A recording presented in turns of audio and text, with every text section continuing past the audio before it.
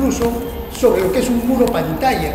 Hoy en día los arquitectos diseñan 5 o 6 sótanos, es común, es común. Y entonces ustedes se van a reunir en famosas mesas de directorio, que pasa a cada rato, donde el arquitecto, ustedes son los managers de proyectos, ustedes son los administradores del proyecto, ustedes son los responsables del proyecto. Y entonces las preguntas vienen dirigidas al arquitecto. Pues siempre, por ejemplo, que se está tratando un tema, yo le decía a Angeli, yo le decía, por ejemplo, cómo diseñas una planta industrial.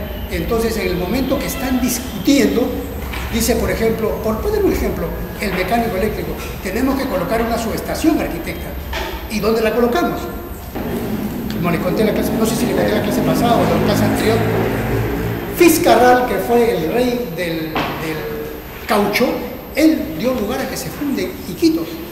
Entonces, Eiffel, el que hizo la torre de Eiffel, le mandó de regalo la casa de fierro, que está en la plaza de armas de Quito. Es una casa de fierro antigua con la tecnología hecha por Eiffel. Resulta que la casa de fierro tiene tantos años y no tenía la tecnología que tiene hoy en día en forma ingenieril o arquitectónica. Y está media torcida, ¿no? Media torcida. Las columnas están medias arqueadas ligeramente, ¿no?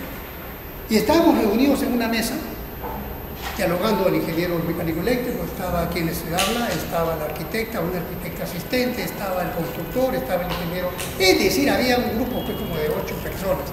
Y la arquitecta con su arquitecta asistente manejaban el proyecto. La arquitecta jefa del proyecto era una señora de aproximadamente unos 40 años más o menos. Todavía fuerte ella, ¿no? Pero ahí estaba ella, por eso. Entonces, y la joven arquitecta que la acompañaba era una joven que acababa de terminar su carrera de arquitectura en una universidad que no voy a decir. Y entonces la joven arquitecta me dice, ingeniero, ¿por qué esa columna está media arqueada? Y le dije, Normita, eso es tema de pandeo. ¿Y qué pandeo? Y yo dije, mis alumnos de estructuras especiales saben lo que es pandeo. ¿Tú sabes lo que es pandeo? ¿Qué es un pandeo? Fuerte. Es cuando la esquina de una viga tiene a la otra. Ya, entonces no saben lo que es pandeo. ¿Cuántos días que saben lo que es pandeo? No tengan miedo a equivocarse, porque eso va quedando. ¿Saben lo que es pandeo? No saben lo que es pandeo. Ya, entonces, anoten ahí como lista. Pandeo.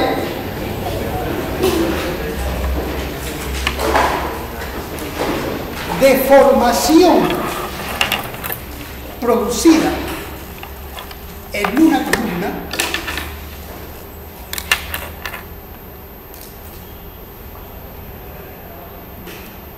cuando se sobrepasa la carga crítica de Euler.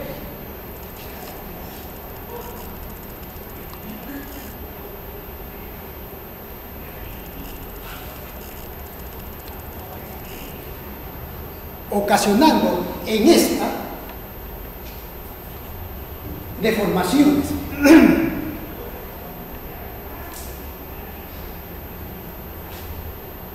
Que se conoce como el nombre de pandeo. Miren, alguno tiene una reglita ahí.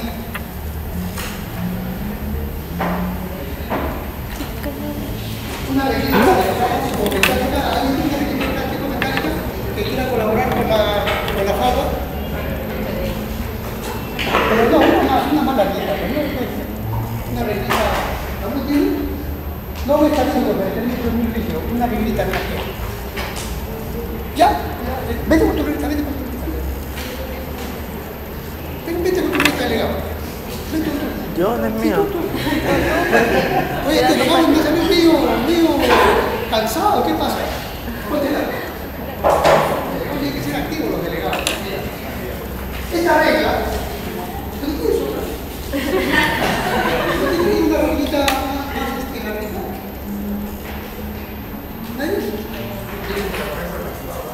Miren, esta regla tiene un ancho determinado y tiene un espesor muy angosto.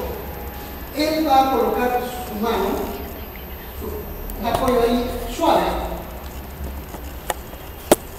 ahora de costado. Y miren, él está colocando un peso a la reglita que tiene un espesor muy angosto. No pasa nada. se ha comenzado a arquear. Vuelvo a regresar a donde estaba. En el preciso instante que comienza a arquearse, hay una carga crítica axial, perdón, las columnas, referidas a las cargas axiales del elemento. Completen esto, referidas a las cargas axiales del elemento. Entonces, una columna recibe el peso de lo que dijo su compañero, una viga. Lo que su compañero dijo, hoy le vamos a decir lo que tú dijiste, ¿ya? Recibe el peso y no está pasando la columna ni nada, pero cuando él comienza a presionar, comienza a sobrepasar la carga crítica de orden y miren cómo comienza a arquearse. Sigue y se comienza a arquear cada vez más. ¿Qué está ocurriendo aquí? Miren, en nuestra columna hay una encuesta.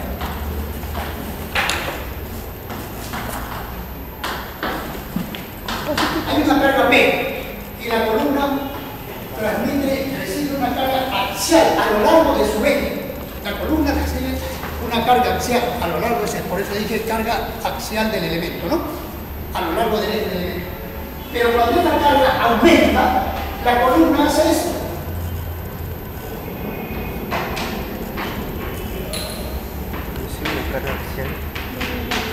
La carga axial va a ir por el eje de la columna, ¿correcto? No se va a seguir la carga por afuera, tiene que seguir el eje de la columna. Entonces, la carga axial sigue el eje de la columna. Y miren, acá había una distancia entre ejes, entre la carga final deformada ya la columna y la carga de la columna sin deformación. Esta deformación se llama pandeo. Esa deformación que produce. ¿Cuál es el riesgo de un pandeo? Miren, cuando la carga axial viene a lo largo de la columna sin deformación, llega al suelo y recibe una reacción del suelo y la columna permanece estable. Pero cuando la carga está viniendo por esta curvatura que se ha formado por la carga crítica, ¿no? Esto es la carga crítica, P crítico, al haber una distancia, sabemos nosotros, la proyección horizontal, hay una distancia E. Entonces, aparte que la carga crítica llega al suelo, siguiendo la curvatura de la columna, también acaba de generar una separación.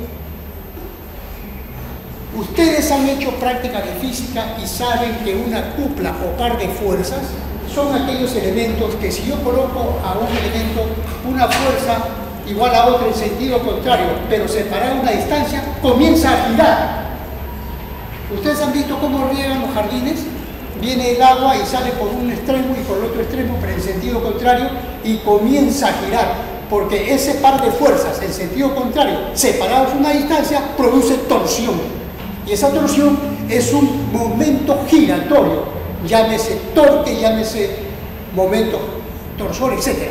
Entonces, este pandeo está generando, mediante este eje ficticio, un giro en la columna, aparte de un aplastamiento en la base. Entonces, cuando la columna comienza a deformarse, no solamente actúa la carga axial, que ya sobrepasó la carga crítica de Euler, sino deforma la columna y comienza a generarse aquí un momento flector. Trae abajo a la columna. Si yo tengo este elemento que se llama aula y tiene 8 columnas y tiene 1, 2, 3, 4 vigas, toda esta estructura sísmica, la teoría sísmica dice: una edificación debe diseñarse como una canasta volteada o como una canasta invertida para que se comporte rígidamente y soporte los sismos. Pero si falla una columna, hay un efecto de desplazamiento. Eso lo vamos a ver como una explicación que ustedes mismos lo van a hacer cuando veamos la película de las caídas de las Torres Gemelas, cómo se produce la destrucción. Digan lo que digan, que fueron ellos, que fueron otros, pero lo cierto es que la Torre Gemela se cayó y hubo un mecanismo de falla. Y lo vamos a analizar ya cuando ustedes tengan un conocimiento más o menos de lo que está pasando. Entonces, esto es un pandeo. Esto lo tiene que saber un arquitecto, porque en una reunión, en una conversación, el estructural le va a decir: arquitecto, usted nos ha puesto una columna de 15 centímetros y de 8 metros de altura. Es que se ve bien bonita eso. Se ve bonita, pero eso va a sufrir un pandeo. Bueno, es que, pero se ve bonita.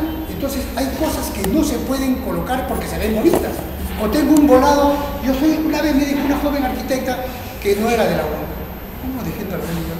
Y me dijo: mi arquitectura es de otros países, no es del Perú. He pensado en volar una viga 8 metros. Acá en la UNI he hecho un proyecto que han volado 9 metros, pero reforzada convenientemente. Y 30 alumnos se subieron en la punta y se tiraron bailas allí, bailando. No pasó nada. Pero 8 metros con 30 centímetros de espesor, oye, esa viga no va a aguantar. Apenas la desencofre, ¡plac!, se va a caer. Va a aparecer el puente de Castañeda. Entonces, hay conceptos estructurales que ustedes no tienen que aprender. Yo no quiero que aprendan a calcular. Para calcular están al otro lado del pasadizo los civiles. Los civiles son el complemento al arquitecto para que aprendan a calcular. El arquitecto tiene que tener nociones de estructuración, de forma y tamaño, que es lo que van a aprender cuando terminen haciendo su estructuración del edificio. Y es lo que van a aplicar cuando salgan a trabajar y competir. La competencia es durísima. La competencia profesional es durísima. Usted ha tenido experiencia en obra, me imagino. ¿Cómo la competencia? Por eso yo regreso acá a la UNI para llevar estructuras especiales y pagar a todo el mundo afuera, ¿sí o no? Porque es muy dura la competencia. Entonces hay que tener ese concepto. Esta joven arquitecta preguntó porque tenía curiosidad y la arquitecta mayor le dijo: ¿para qué preguntas eso? Zapatero tus zapatos. Eso es una mentira. Tú no puedes responder de esa manera porque te caes automáticamente. Un arquitecto no puede, es el manager, hacia ella van a preguntar. Cuando hablaron una vez en la misma reunión sobre el sistema de gas, pero ya en Lima, para otro proyecto con los mismos arquitectos, entonces el ingeniero de gas no tuvo mejor idea que en un edificio de departamentos poner en la puerta de entrada del departamento, en la puerta de entrada, cuando yo voy a entrar al departamento, aquí puso el medidor de gas. ¿Cómo vas a poner el medidor de gas y valorar un proyecto arquitectónico? Entonces la arquitecta respondió: bueno, si no hay que ponerlo. Oye, ¿cómo vas a hacer eso? Entonces puedes ponerle el medidor de gas. En otro proyecto que se presentó, todas estas cosas que les estoy contando son cosas reales. Va un ingeniero sanitario, porque le había observado otro sanitario del municipio de La Molina, había observado un proyecto de un edificio. Entonces, el ingeniero sanitario que calificaba el proyecto, un hombre de mucho pergamino, había sido presidente y secretario general del capítulo de ingenieros sanitarios del Colegio de Ingenieros del Perú. Entonces era una persona que sabía mucho, pero ya se había engreído demasiado. Entonces, cuando presenta el proyecto, el dueño, él dice: no se puede bajar estas tuberías por la parte de atrás. No quiero que coloque buzones ni caja de desagüe. Entonces el propietario le dijo: oiga, pero para eso son los patios. Para eso el arquitecto ha previsto patios en el edificio para que por ahí bajen la montante de desagüe y vayan saliendo hacia la calle. Como hay buzones eléctricos, como hay cajas eléctricas, etc. Entonces el sanitario dijo: no, converse usted con su arquitecto para que modifique los baños de los departamentos y lo ponga hacia la calle para que bajen directamente hacia la calle. Yo estaba presente y le dije: oiga, ingeniero, o sea que ahora para resolver un proyecto de un edificio, primero vamos al sanitario para que él le diga al arquitecto cómo diseñar. Bueno, usted me está ofendiendo, pero usted también nos está ofendiendo porque nos está tomando la cara de tonto. Además le dije, por la otra alternativa me dijo que bajen todo por ahí y atraviesen todo el edificio. Pues. Oiga, le digo, yo soy estructural, usted no puede atravesar todo el edificio con tuberías porque van a pasar por debajo de zapatas estructurales. Y el peso de las zapatas destroza las tuberías y eso no va a funcionar. ¡Ay, qué miedo!, me dijo. Y comenzamos una discusión tremenda. Así, ¡ay, qué miedo! Y al final el dueño y yo terminamos en el colegio de ingenieros haciéndole una especie de careo en el código de ética. En los colegios de arquitectos, colegios de ingenieros, cualquier colegio hay un código de ética donde un profesional no puede, porque él revise el proyecto, ser el dueño de la verdad. Porque cada profesional tiene un concepto de lo que está diseñando. Entonces no puede decir, no te lo apruebo, no te lo apruebo, no te lo apruebo, porque no he comido un villachayuno que hoy día. No se puede poner caprichoso, tiene que ser una cuestión técnica. Entonces, eso pasa en la vida profesional. Y luego viene lo que su compañero definió. ¿Cómo se llama lo que tú definiste? Ya no se llama paleo, eso. Ya.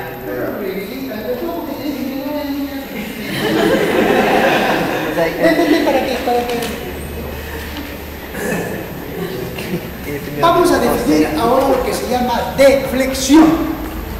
A ver, pandeo con tu niñita. Pero que te vea que no se vea. No, estamos hablando de pandeo. Pandeo. Ay, hemos explicado media hora de pandeo. ¿Cuál es pandeo? Ya. Ahora, deflexión. Pero que te ponte no te metas, porque ponte para allá para que me diga. Pandeo, ya. Deflexión. Ahora, deflexión con dos soportes. Ahí está. Deflexión. Pongan ahí. Deflexión. Es la deformación horizontal que sufre cualquier elemento estructural.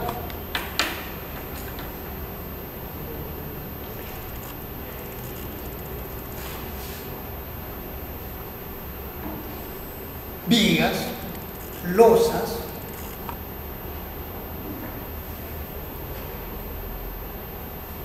voladizos, etc. Cuando recibe cargas perpendiculares a su eje.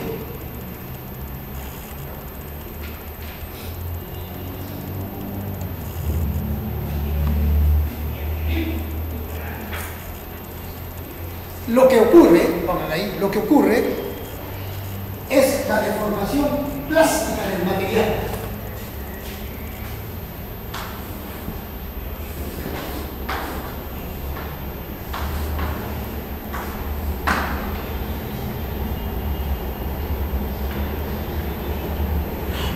Miren, tengo una viga.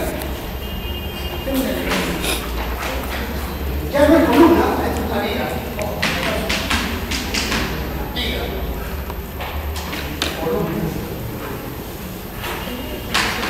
Son deformaciones diferentes. La viga recibe peso del techo, peso de lo que ustedes quieran. Recibe todo en la naturaleza, convenzas de lo que les voy a decir. Todo tiene fatiga en la naturaleza. Todo envejece y todo se fatiga. Yo ya no tengo la resistencia, por ejemplo, del joven que hizo de terremoto el otro día. Tiene una fuerza. No, mira, yo tengo que venir con mi carro para empujar esa mesa. Entonces, todo se va fatigando y se va desgastando, porque es así. Entonces, si yo tengo una viga donde están los elementos estructurales componentes de la viga y le pongo una carga permanente, este techo es permanente. Nadie pone el techo para llevárselo a la semana siguiente, el techo está allí.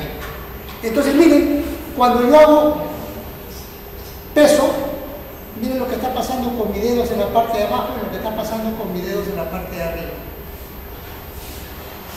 ¿A la foto? ¿Se acabó? No sé. Saca tu celular, entonces. Ahora y después me lo pasas para... Miren, los dedos de abajo se van separando y los dedos de arriba se van juntando. Esto, si nosotros vemos, acá hay un eje. Esta fuerza, esta carga permanente, ¿qué hace? Exagerado, voy a exagerar. Voy a deformar la vida.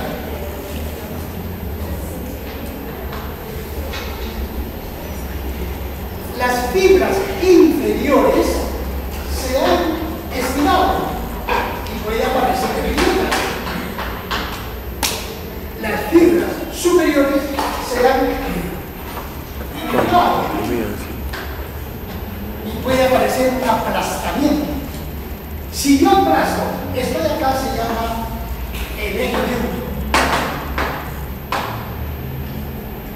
donde no se aplasta y se estira. Entonces, todas estas vías que ustedes ven acá, la parte de abajo se está estirando y la parte de arriba se está comprimiendo. Esto se llama fuerza de tracción y esto se llama fuerza de compresión en la viga.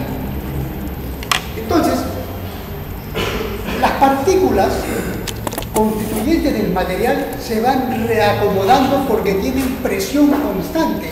Es como si yo, por ejemplo, me paro sobre un poco de arena húmeda y me quedo parado ahí, al día siguiente la arena se ha aplastado y me sigo parando ahí y se sigue aplastando.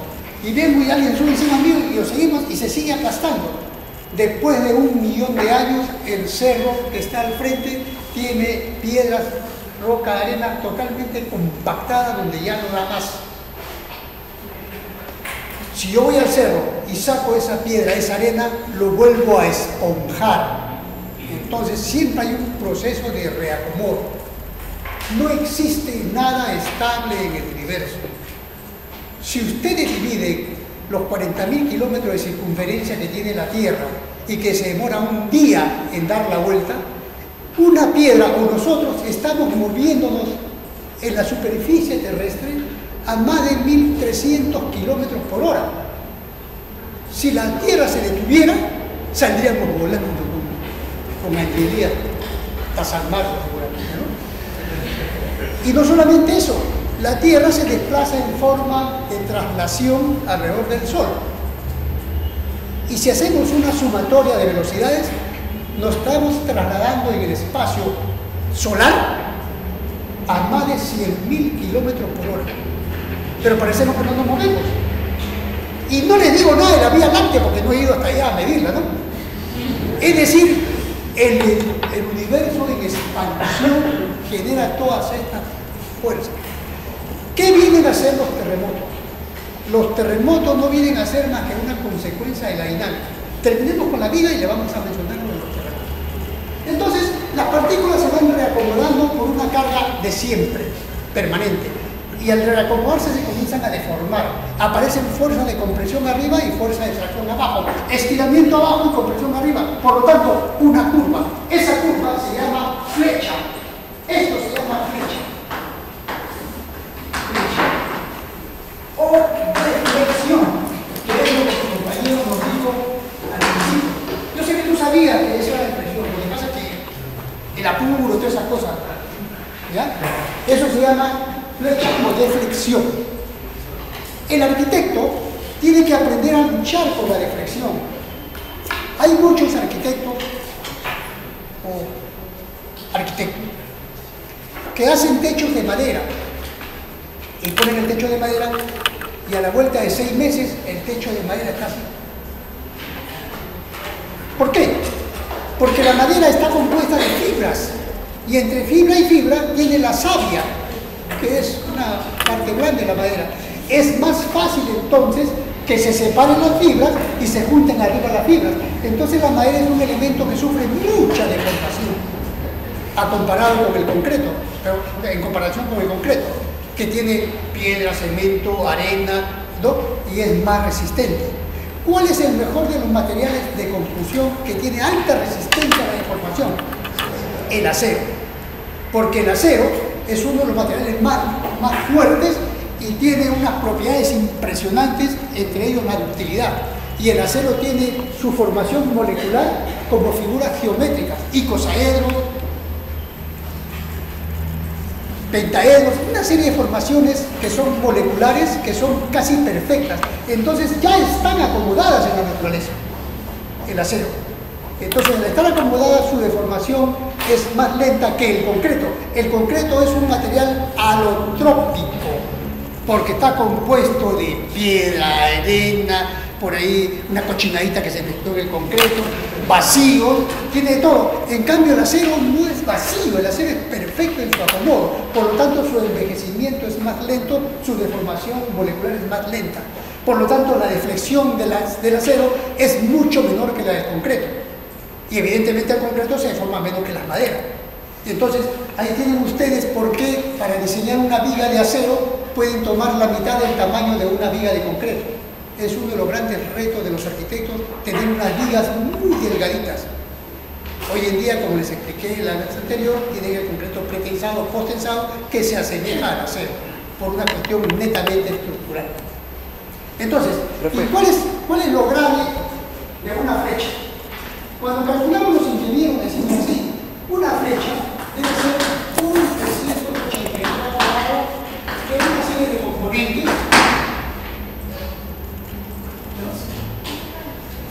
una serie de componentes, matemáticos, momentos de inercia, tensiones, cargas, una serie, es un 384 grados. Entonces el ingeniero dice, si el valor de la flecha sobrepasa un 384 grados, ya esa viga está entrando en un cuadro crítico. Sin embargo, el arquitecto tiene que ver otro comportamiento de la flecha. El arquitecto tiene que ver el comportamiento de un 273 avos. La flecha debe ser un 273 avos de la luz de la viga. Eso es el ideal al que el arquitecto debe llegar. Que cuando el ingeniero calculista haga la revisión de su diseño arquitectónico, diga, arquitecto, usted está dentro del rango de un 273 avos de la luz. Quiere decir, la deformación, la flecha, es menor que un 273 avos de la luz. ¿Por qué? ¿Por qué? ¿Alguien me puede decir por qué? Yo se lo voy a decir. Porque cuando la flecha sobrepasa el valor de un 273 avos, un 273 avos de la luz, cuando se